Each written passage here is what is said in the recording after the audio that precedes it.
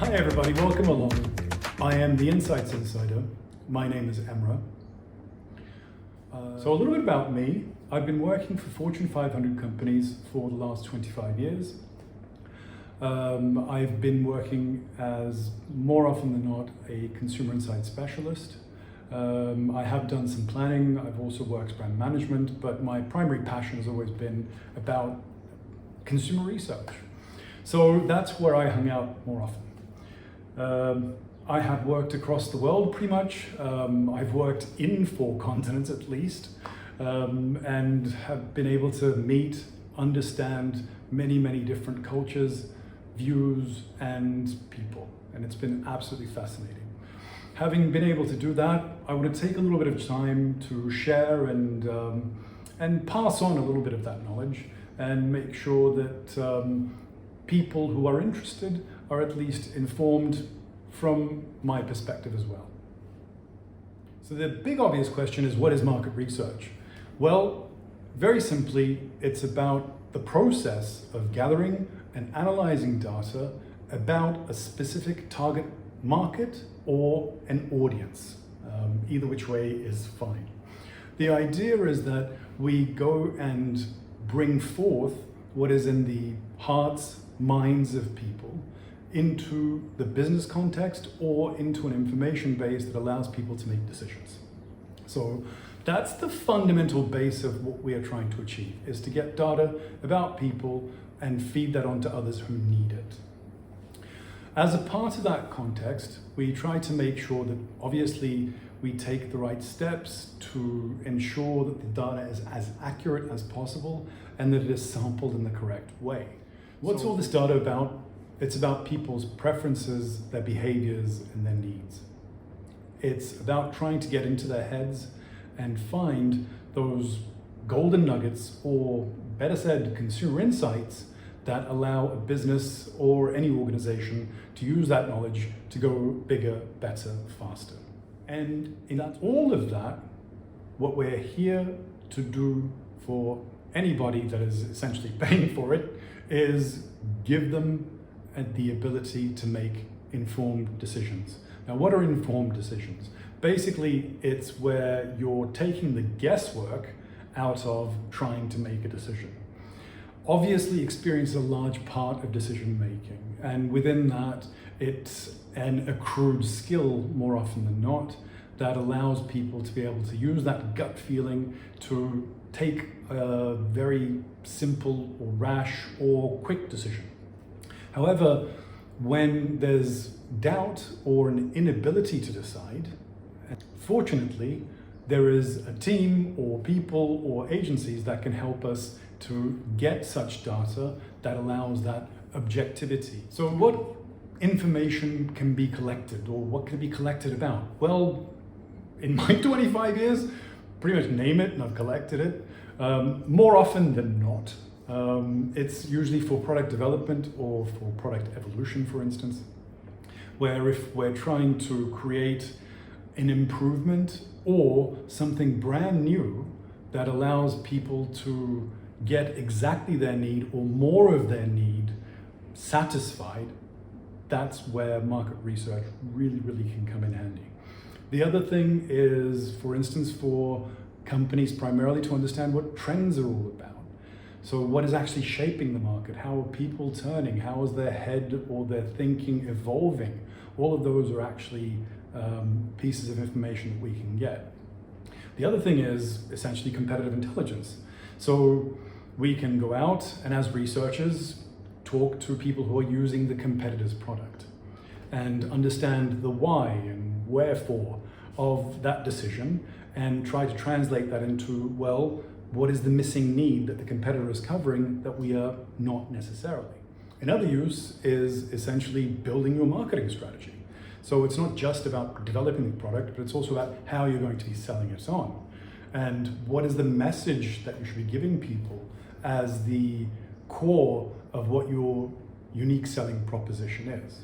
So when you see a lot of these brand campaigns or any kind of marketing in reality, they will have, in one way, shape or another, hit through a filter of research before they've gone out. What does this do? Essentially, it allows companies to mitigate the risk of pouring out a lot of money on something that may not be so successful. So you take essentially the cost of research, and if you divide into what you're going to spend, then you could actually be saving an immense amount. So one thing that I've always been a proponent of is whether we should be looking at market research as a cost or an investment. Most companies, probably 99.9%, tend to look at it as a cost, when in reality, if done right, with the right professionals in the right setting, then it's most certainly an investment. Another arena where we can actually get a lot of good information is like sales tactics, for instance. Yeah. So promotional platforms, it can be the placement of your product, it can be about the type of store that you're being present in, it can be about the walkthrough or the flow of that store, it can be about literally the number of eyes that are going to hit the shelves that are in that store, and what should your presence actually look like. So all of these are actually researchable topics that at least I've been privy to, that I've enjoyed doing a lot, because it's not just about what are the needs you're covering in a product, it's also about how do you want to tell people about that product, and how do you want to show it to them once you actually get to market. So we're able to cover all of that from basically zero to hero across this journey or this process of gathering data as well. There's a couple of different ways that we actually procure information. The first is one that you're most familiar with, which is primary research. What this means is to go out and get data from people directly by talking to them or getting them to answer questions. Now, that's the one that you're most commonly seeing as what is market research. It's your surveys, it's your focus groups. They're basically ubiquitous when we talk about the process. There's obviously a lot more ways of doing that, but this is your primary sources of data. So it's ones that you go out and collect. There are also what we refer to as secondary sources of data, which is research people have done before you. So like many scientists, we go out and look for pieces of work that have been done previously, and in that find maybe sections, parts, or relevant studies that add on to what we are trying to look for and look within. So this is the two different ways. One is where you go out and get the data. The other is where you actually select data that is relevant to your cause. There are many ways to conduct primary research. We know about surveys and focus groups, but there are other mediums such as observation.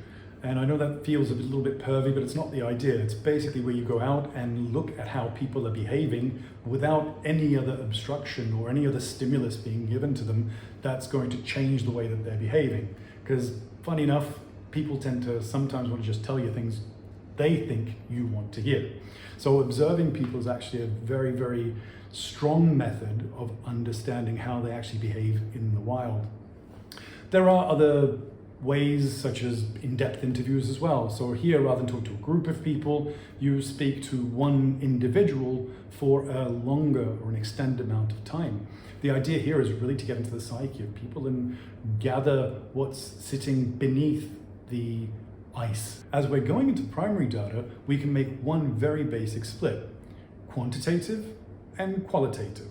What does that mean? So quantitative data is basically numerical data, as in when we look at how many people are doing what, how many are feeling this, how many are thinking that, how many like this, etc.